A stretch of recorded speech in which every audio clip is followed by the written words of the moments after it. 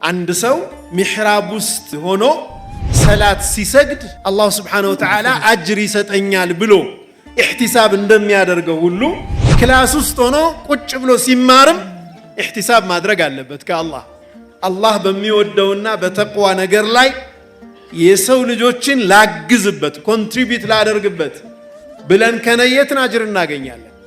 ይህንን አመለካከት ይዘው ነው ዑለማዎቻችን ልክ በፊቅሁ በተፍሲሩ በእስላማዊ ዕውቀት ዘርፍ የሚደንቅ እምርታ እንዳሳዩት ሁሉ በሳይንሱም ዘርፍ ከፍተኛ ደረጃ ደርሰዋል። የሰው ልጆችን ስልጣኔ ማማ ሆነው አሳይተዋል።